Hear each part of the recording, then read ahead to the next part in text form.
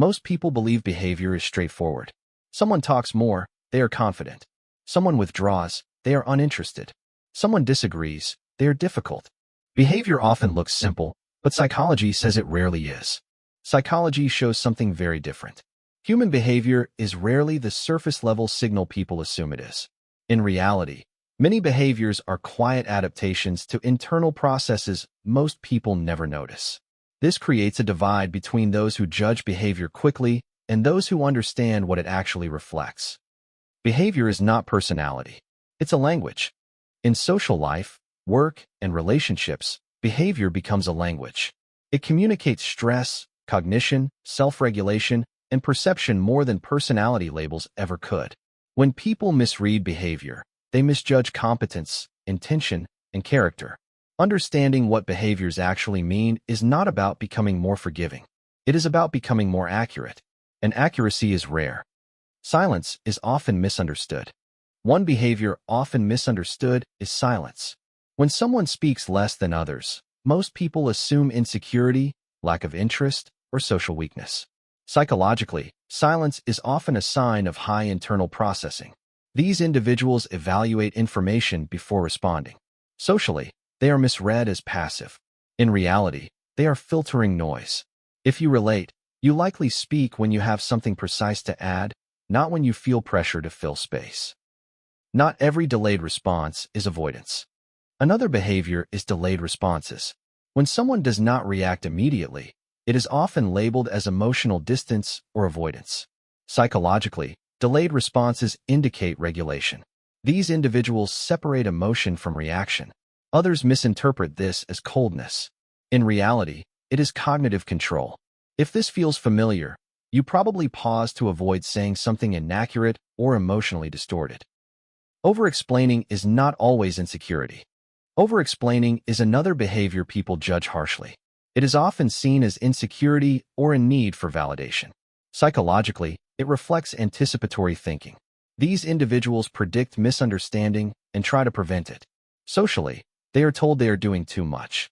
In reality, they are managing complexity. If you relate, you likely clarify because being misunderstood feels more costly than being concise. Withdrawing after social interaction doesn't mean rejection. Withdrawal after social interaction is also misread.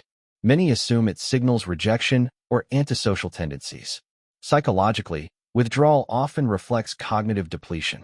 Some people process social information deeply, which consumes mental resources. Others see this as detachment.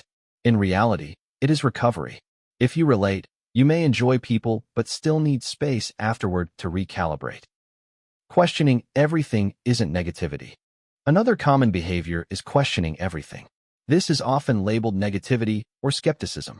Psychologically, it indicates pattern analysis and error detection. These individuals are uncomfortable accepting incomplete explanations. Socially, they are perceived as difficult. In reality, they are accuracy-driven. If this resonates, you likely ask questions not to challenge people, but to understand systems beneath the surface.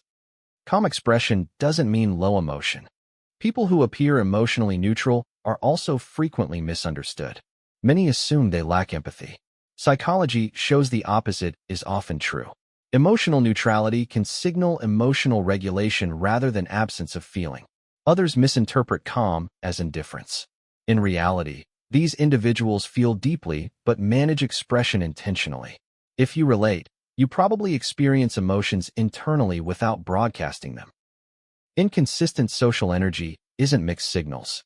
Another behavior is inconsistency in social energy. One day someone is engaged, the next they are distant. This is often seen as unpredictability. Psychologically, it reflects fluctuating cognitive load. When internal demands increase, social output decreases. Others take it personally. In reality, it is resource allocation. If you relate, your social presence likely depends more on mental bandwidth than emotional investment. Changing your mind is not weakness. Finally, there is the behavior of self-correction. When someone changes their mind, people often assume weakness or lack of confidence. Psychology identifies this as cognitive flexibility. These individuals update beliefs when new information appears. Socially, they are misread as inconsistent. In reality, They are adaptive. If you relate, you likely value being accurate over appearing consistent. At the end of this, the question becomes personal. When you observe behavior, do you interpret it quickly, or do you consider what might be happening beneath it? Most people judge behavior as a statement of character. A smaller group understands it as a signal of cognition, regulation, and internal structure. Which group do you find yourself in? And which group do others assume you belong to?